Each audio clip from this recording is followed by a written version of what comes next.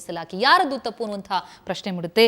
ನಿಜಕ್ಕೂ ಕೇಳಬೇಕಾಗುತ್ತೆ ರೂಪಾ ಮೇಡಮ್, ತಮ್ಮ ಪ್ರಕಾರ ಏನನ್ಸುತ್ತೆ, ಎಲ್ಲಿ ತಪ್ಪಿದ್ದು ಅಂತ? ಯಾಕಂದ್ರೆ ಬಹಳ ಪ್ರಮುಖ ಅಂಶ ಅಲ್ಲಿರುವಂಥದ್ದು MG ರಸ್ತೆಯಲ್ಲಿ ಸಂಭ್ರಮಾಚರಣೆ ನಡೆಯುತ್ತೆ ಅಂತ ಗೊತ್ತು. ಅದಕ್ಕಾಗಿ ಅತಿ ಹೆಚ್ಚಿನ ಸಂಖ್ಯೆಯಲ್ಲಿ ಪೊಲೀಸರ ನಿಯೋಜನೆ ಆಗಬೇಕಾಗತ್ತೆ, ಆಗಿದೆ. ಹಾಗಿದ್ದೂ ಕೂಡ ಇಂತಹ ಘಟನೆಗಳು ನಡೆಯುತ್ತೆ ಅಂತಂದ್ರೆ ಬಹಳ ಶೇಮ್ ಅನ್ಸುತ್ತೆ. ನೋಡಿ, ಈ ಘಟನೆಗೆ ಬರೋಕ್ಕೆ ಮುಂಚೆ let us congratulate Bangalore police for ಇದು ಕಮ್ಮನಹಳ್ಳಿ ಇನ್ಸಿಡೆಂಟಲ್ಲಿ 4 ಜನನ ಮುಖ್ಯ ಆರೋಪಿಯನ್ನು ಸೆರೆ ಹಿಡಿದಿದ್ದಾರೆ. ಸುವೋಮೋಟೋ ಆ CCTVಯಲ್ಲಿ ಕಂಡು ಬಂದ ತಕ್ಷಣ ಸುವೋಮೋಟೋ ಕೇಸ್ ತಗೊಂಡು ಮಾಡಿದ್ದಾರೆ. So they are capable. Let us congratulate them. ಒಳ್ಳೆ ಕೆಲಸ ಮಾಡಿದಾಗ ನಾವು ಇನ್ನು ಈ ಘಟನೆಗೆ ಬರೋದಾದ್ರೆ, ಬೆಂಗಳೂರು ಅಂದರೆ ಆಧುನಿಕತೆ, ಮಾಡರ್ನಿಟಿ, ಸಹಿಷ್ಣುತೆ, ಸೇಫ್ಟಿ. ಸೊ ಇದು ಒಂದು ಕಾಸ್ಮೋಪಾಲಿಟನ್ ನೇಚರ್ ಅಂತ ಎಲ್ಲ ಕಡೆ ಒಂದು ಪ್ರಸಿದ್ಧಿ ಆಗಿದೆ ಬೆಂಗಳೂರು, ವರ್ಲ್ಡಲ್ಲಿ, ವಿಶ್ವದಲ್ಲಿ ಹಾಗೂ ನಮ್ಮ ದೇಶದಲ್ಲಿ. ಇದೇ ಘಟನೆ ಡೆಲ್ಲಿಲಾಗಿದ್ರೆ ಅಥವಾ ಮತ್ತೊಂದು ಸಿಟಿಯಲ್ಲಿ ಆಗಿದ್ರೆ ಅದಕ್ಕೆ ಬೇರೆ ವ್ಯಾಖ್ಯಾನ ಕೊಡ್ತಾ ಇದ್ರು. ಇದು ಬೆಂಗಳೂರಿನಲ್ಲಿ ಅಂದರೆ ಕಾಸ್ಮೋಪಾಲಿಟನ್ ನೇಚರ್, ಸೇಫ್ಟಿ ಅಂತ ಅಂದ್ಕೊಂಡಿರೋ ಒಂದು ಸಿಟಿಯಲ್ಲಿ ಈ ಥರ ಆಯ್ತಲ್ಲ ಅನ್ನೋದು ಎಲ್ಲರಿಗೂ ದಿಗ್ಭ್ರಮೆ ಆಗಿದೆ. ಹಾಗಾಗಿ ಇದು ಬಹಳ ಹೈಪ್ ಕೂಡ ಆಗ್ತಾ ಇದೆ. ಯಾಕಂದರೆ ಬೆಂಗಳೂರು ಅನ್ನೋದೇ ಒಂದು ಬ್ರ್ಯಾಂಡ್ ಆಗಿದೆ.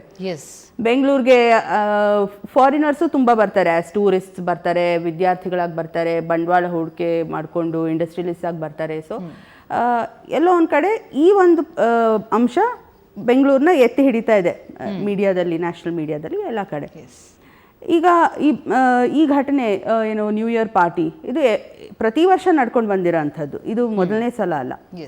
ಪ್ರತಿ ವರ್ಷನೂ ಯಾವುದೇ ಅಂಥ ಘಟನೆ ರಿಪೋರ್ಟ್ ಆಗಿರಲಿಲ್ಲ, ಇಷ್ಟು ದೊಡ್ಡ ಪ್ರಮಾಣದಲ್ಲಿ ಸದ್ದು ಮಾಡಿರಲಿಲ್ಲ.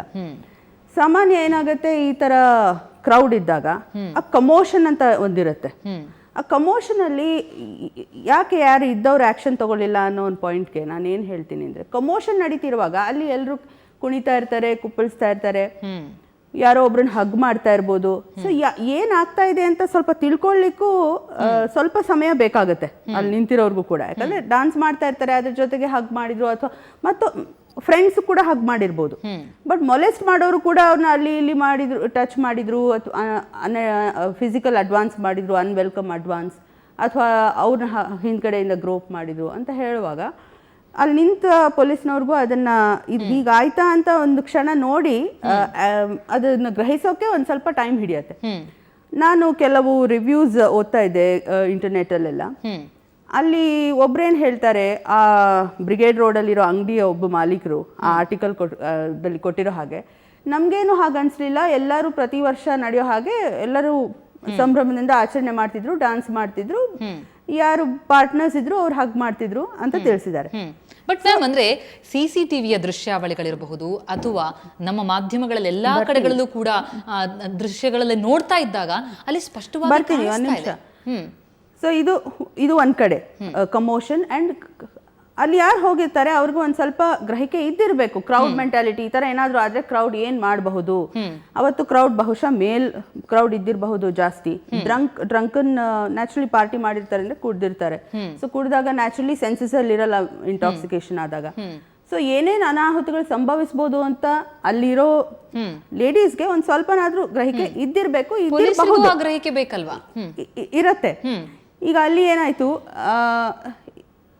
ಅಲ್ಲಿ ಈ ವರ್ಷ ಬಹುಶಃ ಲೇಡೀಸ್ ಕಮ್ಮಿ ಇದ್ರು, men var over numbering them, ಜಾಸ್ತಿ ಇದ್ರು.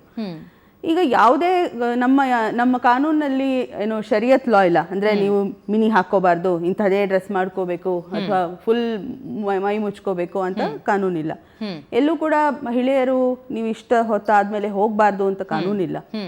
ಮಹಿಳೆಯರು ಡ್ರಿಂಕ್ಸ್ ಮಾಡಬಾರ್ದು ಅಂತ ಕಾನೂನಿಲ್ಲ. ಸೊ ಹೀಗಿಲ್ಲದೆ ಇದ್ದಾಗ ಅದು ನಮ್ಮ ಸಂಸ್ಕೃತಿ ಇರ್ಲಿ ಬಿಡ್ಲಿ, ಭಾರತೀಯ ಸಂಸ್ಕೃತಿ ಇರ್ಲಿ ಬಿಡ್ಲಿ, ಇಲ್ಲಿ ಸಂಸ್ಕೃತಿ ಪ್ರಶ್ನೆ ಬರೋದಿಲ್ಲ. Law of the land is supreme. ನಾವೆಲ್ಲರೂ ಅದಕ್ಕೆ ತಲೆಬಾಗಬೇಕು. ಕಾನ್ಸ್ಟಿಟ್ಯೂಷನ್ ಪ್ರತಿಪಾದಿಸೋದು ಕೂಡ ಫ್ರೀಡಮ್, ಈಕ್ವಾಲಿಟಿ ಮತ್ತೆ ಜಾತ್ಯತೀತತೆ. ಸೊ ಹಾಗಾಗಿ ನಾವಿಲ್ಲಿ ನನ್ನ ಕಲ್ಚರ್ ನೀನ್ ಯಾಕೆ ಮಾಡ್ಲಿಲ್ಲ ಅನ್ನೋದು, ಅಥವಾ ನೀವು ಮಿನಿ ಹಾಕೊಂಡ ತಕ್ಷಣ ನಿಮ್ ಜೊತೆ ನಾವ್ ಏನಾದ್ರೂ ಮಾಡ್ಬೋದು, ಅಥವಾ ನೀವು ಹೊರಗಿನವ್ರು ಆದ ತಕ್ಷಣ, ಅಂದ್ರೆ ಹೊರ ರಾಜ್ಯದವ್ರ ಆದ ತಕ್ಷಣ ಅಥವಾ ಹೊರ ದೇಶದವ್ರ ಆದ ತಕ್ಷಣ ನೀವು ಏನಾದ್ರೂ ಸಹಿಸ್ಕೋತೀರಿ, ನಾವು ನಿಮ್ ಜೊತೆ ಏನಾದ್ರೂ ಮಾಡ್ಕೋಬಹುದು ಅನ್ನೋ ಒಂದು ಮೆಂಟಾಲಿಟಿ ಮೊದಲು ಎಲ್ಲರಲ್ಲಿ ಹೋಗಬೇಕು. ಅಂಥವ್ರು ಏನು ಬೇಕಾದ್ರೂ ಸಹಿಸ್ಕೋತಾರೆ ಅಥವಾ ಅವ್ರಿಗೆ ಏನು ಮಾಡಿದ್ರು ಅವ್ರಿಗೆ ಇಷ್ಟ ಆಗತ್ತೆ ಅನ್ನೋ ಒಂದು ಮೆಂಟಾಲಿಟಿ ಯುವಕರು ಅದನ್ನು ತಿದ್ಕೋಬೇಕು. ಎಲ್ಲೋ ಒಂದು ಕಡೆ ವಿಪರ್ಯಾಸ ಅಂದರೆ ನಾವು ಆಧುನಿಕತೆ ಕಡೆ ಹೋಗ್ತಾ ಇದ್ದೀವಿ, ನಾವು ಎಲ್ಲ ಆಧುನಿಕ ಗ್ಯಾಡ್ಜೆಟ್ಸ್ ತಗೋತೀವಿ, ವೆಸ್ಟರ್ನ್ ಸ್ಟೈಲ್ ಎಷ್ಟೋ ಕಡೆ ನಾವು ಈಗ ಇದು ಕುಣಿದು ಕುಪ್ಪಳಿಸೋದು ಕೂಡ ವೆಸ್ಟರ್ನ್ ಕಲ್ಚರ್, ಅದನ್ನು ನಾವು ಪ್ರತಿಪಾದಿಸ್ತೀವಿ, ಅದನ್ನು ಫಾಲೋ ಮಾಡ್ತೀವಿ. ಆದರೆ ಅಲ್ಲೇ ಒಂದು ಕಡೆ ಮನೋಭಾವ ನಾವು ತಿದ್ಕೊಳ್ಳಲ್ಲ. ಅಂದರೆ ಎಲ್ಲರೂ ನಮ್ಮ ಥರನೇ ಜೀವಿಗಳು, ನಾವು ಅವ್ರಿಗೆ ಇಷ್ಟ ಇಲ್ಲ ಅಂದರೆ ನಾವು ಅದನ್ನು ಮಾಡಬಾರ್ದು ಅಥವಾ ನಾವು ಯಾವುದೇ ಅವ್ರನ್ನ ಕೆಣಕಬಾರ್ದು. If it is a welcome, ಇದು ವಿ ಡೋಂಟ್, ಯಾರು ಕೂಡ ಪ್ರಶ್ನೆ ಬರೋದೇ ಇಲ್ಲ. ಸೊ ಅದಿಲ್ಲದೆ ಇದ್ದಾಗ ನಾವು ಮತ್ತೊಬ್ಬರ ಫ್ರೀಡಮ್ಗೆ ಅಡ್ಡಿಪಡಿಸಬಾರ್ದು, ಅವರ ಮೇಲೆ ಎರಗಿ ಹೋಗಬಾರ್ದು ಅನ್ನೋ ಒಂದು ಮೆಂಟಾಲಿಟಿ ಯಾಕೆ ಬರ್ತಾ ಇಲ್ಲ? ಎಲ್ಲೋ ಒಂದ್ ಕಡೆ ಇದು ಒಂದು ಲ್ಯಾಗ್, ಒಂದು ಡಿಫ್ರೆನ್ಸ್. ಒಂದ್ ಕಡೆ ತೀರಾ ಆಧುನಿಕತೆ, ಒಳ್ಳೊಳ್ಳೆ ಗ್ಯಾಡ್ಜೆಟ್ಸ್, ಒಳ್ಳೊಳ್ಳೆ ಕಾರ್ಸ್, ನಾವು ಒಳ್ಳೊಳ್ಳೆ life style, western life style. But ಇನ್ನೊಂದ್ ಕಡೆ ಸಂಕುಚಿತ ಮನೋಭಾವ, ಇದು ನಾವು ಸೊಸೈಟಿಯಲ್ಲಿ ಟ್ಯಾಕಲ್ ಮಾಡಬೇಕಾಗತ್ತೆ. ಯಾಕಂದ್ರೆ ಪೊಲೀಸ್ ಆಕ್ಷನ್ ಡೆಫಿನೆಟ್ಲಿ ಡಿಟರೆಂಟ್ ಇರುತ್ತೆ. ಅಂದ್ರೆ ನಾವು ಏನೇ ಆಕ್ಷನ್ ಮಾಡಿದ ತಕ್ಷಣ ಅದು ಒಂದು ಬೇರೆಯವ್ರಿಗೆ ಸಂದೇಶ ಕಳ್ಸುತ್ತೆ, ಈ ತರ ಮಾಡಬಾರ್ದು, ಕೇಸ್ ಆಗತ್ತೆ, ಅರೆಸ್ಟ್ ಆಗ್ತೀವಿ ಅಂತ. ಆದ್ರೆ ಅದು ಸಂಪೂರ್ಣ ಹೋಗ್ಬೇಕು, ಮತ್ತೆ ಮನಸ್ಥಿತಿ ಬದಲಾಗಬೇಕು, ಅದನ್ನ ಒಪ್ಕೊಳ್ಳೇಬೇಕು ಖಂಡಿತವಾಗ್ಲೂ. ಅಲ್ಲೇ ಸಮಾಜವನ್ನು ತಿದ್ಲಿಕ್ಕೆ ಸಾಧ್ಯ. ಅಲ್ಲಿ ಇದ್ದವ್ರಿಗೆ ಬಹುಶಃ ಏನಾಗಿರ್ಬಹುದು, ನನ್ನ ಅಭಿಪ್ರಾಯದ ಪ್ರಕಾರ ಪೊಲೀಸರು ನಿಂತಿದ್ರು. ಸೊ ಅಲ್ಲಿ ಕೆಲವು ಮಹಿಳೆಯರು ಬಂದರು ಅವ್ರ ಹತ್ರ. ಅವರು ಏನಾಯಿತು ಅಂತ ಕೇಳಿರ್ತಾರೆ. ಪೊಲೀಸ್ ಬಹುಶಃ ಅವರು ಒಂದೇ ಕಡೆ ನಿಂತಿದ್ರು, ಅಲ್ಲಿ ಮಧ್ಯದಲ್ಲಿ ಇರಲಿಲ್ಲ. ಬಹುಶಃ ಕ್ರೌಡ್ ಮಧ್ಯದಲ್ಲಿ ಪೊಲೀಸ್ನವರು ಇರಲಿಲ್ಲ, ಎಲ್ಲೋ ಒಂದು ಕಡೆ ಎಂಡ್ ಆಫ್ ದ ರೋಡಲ್ಲಿ ನಾವು ವಿಜುವಲ್ಸ್ ನೋಡಿದ ಹಾಗೆ ಕಾಣ್ತಾ ಇದ್ದಾರೆ, ಎಲ್ಲ ಗುಂಪಿನಲ್ಲಿ ನಿಂತಿದ್ರು. ಸೊ ಅವ್ರು ಹಾಗೆ ಬಂದಾಗ ಕೆಲವರು ಲಾಠಿ ಬೀಸಿದ್ದು ಕೂಡ ನೀವೇ ತೋರಿಸಿದ್ದೀರಾ ಚಿತ್ರ. ಲಾಠಿ ಬೀಸಿದ್ದಾರೆ, ಬಟ್ ಆ ಲಾಠಿ ಬೀಸಿದ್ದಕ್ಕೆ ಅಲ್ಲಿ ಹುಡುಗರು ತುಂಬಾ ಉದ್ರೇಕಗೊಂಡಿದ್ರು, ಇಂಟಾಕ್ಸಿಕೇಟ್ ಆಗಿದ್ರು, ಮತ್ತು ತುಂಬಾ ಸಂಖ್ಯೆಯಲ್ಲಿದ್ರು. ಅವ್ರು ಅದನ್ನು ಲೆಕ್ಕಿಸ್ಲಿಲ್ಲ. ಅವರನ್ನ ಮುಂಚೆಯಿಂದಾನೇ ಆಯಕಟ್ಟಿನ ಸ್ಥಳಗಳಲ್ಲಿ ಎಲ್ಲ ನೂಕಂಡ್ ಕಾರ್ನರ್ ಅಲ್ಲಿ ವಿಸಿಬಿಲಿಟಿ ಆಫ್ ಪೊಲೀಸ್ ಇದಿದ್ರೆ ಬಹುಶಃ ತಡೆ ಹಿಡಿಬಹುದಿತ್ತು ಅಂತ. ಇಲ್ಲಿ ಅಲ್ಲ, ಎಲ್ಲೋ ಒಂದು ಕಡೆ ಅಂದ್ರೆ ಆ ಭಯ ಇಲ್ಲ ಅಲ್ಲಿದ್ದಂತವ್ರಿಗೆ. ಯಾರಿಗೂ ಪೊಲೀಸರು ಇದ್ದಾರೆ, ಹೌದು, ತಾವು ಏನೇ ಕೃತ್ಯಗಳನ್ನ ಮಾಡಿದ್ರು ಅದು ನಿಜಕ್ಕೂ ಕೆಲವು ಸತಿ ಏನಾಗುತ್ತೆ, ಈ ತರ ಲಾಠಿ ಬೀಸಿದಾಗ ಅವರು ನೀವೇನೋ ಈಗ ಈ ಸೈಡ್ ಆಫ್ ದ ಸ್ಟೋರಿ ತಗೊಂಡಿದ್ದೀರಾ, ಈ ತರ ಮೊಲೆಸ್ಟೇಷನ್ ಆಯ್ತು, ಓಕೆ. ಕೆಲಸತಿ ಆ ಮೊಲೆಸ್ಟೇಷನ್ ಆಗಿದೆ ಅನ್ನೋದೇ ಹೊರಗೆ ಬರೋದಿಲ್ಲ ಸ್ಟೋರಿ. ಆಗೇನಾಗತ್ತೆ, ಅಲ್ಲಿದ್ರ ಅಮಾಯಕರ ಮೇಲೆ ಪೊಲೀಸರು ವಿನಾಕಾರಣ ಲಾಠಿ ಬೀಸಿದ್ರು, ಇದ್ದಿದ್ದ ಮೂಡ್ ಸ್ಪಾಯ್ಲ್ ಮಾಡಿದ್ರು, ನೀವು ಸುಮ್ನೆ ಎಂಜಾಯ್ ಮಾಡ್ತಿದ್ದವ್ರಿಗೆ ಏನೋ ಲಾಠಿ ಹೊಡೆದ್ರು ಅನ್ನೋ ಕೆಲವು ವರ್ಷನ್ ಕೂಡ ಬರತ್ತೆ. ಸೊ ಹಾಗಾಗಿ ಎಷ್ಟೋ ಕಡೆ ನಾವು ನಮ್ policing job is like a tight rope walk, ಹಗ್ಗದ ಮೇಲೆ ನಡೆದಾಗೆ. ಆ ತರ ಅಲಿಗೇಷನ್ಸ್ ಬಂದಾಗ ನಾವು ಏನಾಗ್ತದೆ, ಸಾಮಾನ್ಯ ಅಲ್ಲಿ ಸ್ಪಾಟ್ ನಲ್ಲಿ ಇದ್ದವರೇ ಡಿಸಿಷನ್ ತಗೋಬೇಕು. ಎಲ್ಲೋ ಮೇಲೆ ಕುತ್ಕೊಂಡವರು, ದೂರದಲ್ಲಿ ಕುತ್ಕೊಂಡವರು ಏನಾಗ್ತಿದೆ ಅಂತ ನೋಡಿ ಈಗ ಲಾಠಿ ಚಾರ್ಜ್ ಮಾಡು ಅಥವಾ ಈಗ ಮಾಡಬೇಡ ಅಂತ ಹೇಳೋಕ್ಕಾಗಲ್ಲ.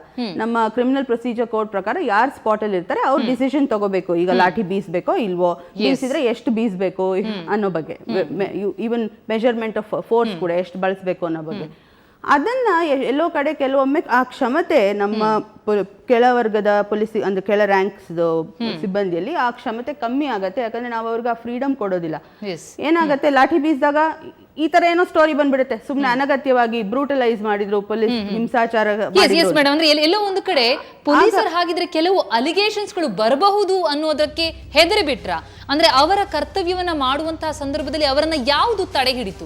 ಅಲ್ಲಿ ಸುತ್ತಮುತ್ತಲೂ ಕೂಡ ಪೊಲೀಸರು ಇದ್ದೂ ಕೂಡ ಇಂತಹ ಕೃತ್ಯಕ್ಕೆ ರಾಜಾರೋಷವಾಗಿ ಅಲ್ಲಿದ್ದಂತಹ ಯುವಕರು ಕಾಮಕರು ಅಂತ ಕರಿಬೇಕಾಗತ್ತೆ, ಎಲ್ಲರೂ ಕೂಡ ಅಲ್ಲ. ಆದ್ರೆ ಅಂತಹ ಕೃತ್ಯದಲ್ಲಿ ತೊಡಗಿದಂತಹ ಕಾಮಕರು ಏನಿರ್ತಾರೆ ಅವರಿಗೆ ಒಂದು ರೀತಿಯಲ್ಲಿ ಚೂಟ್ ಬಿಟ್ಟಾಗೆ ನೀವು ಏನ್ ಬೇಕಾದ್ರೂ ಮಾಡ್ಕೊಳ್ಳಿ ಅನ್ನುವಂತಹ ಒಂದು ಆ ಮನಸ್ಥಿತಿ ಬಂದಿದ್ದೇ ಹಾಗಿದ್ರೆ ಅಲ್ಲಿದ್ದಂತಹ ಪೊಲೀಸರು ಸಮರ್ಪಕವಾಗಿ ಅವರ ಮೇಲೆ ನಿಗಾ ಇಡದೇ ಇದ್ದ ಪಕ್ಷದಲ್ಲ.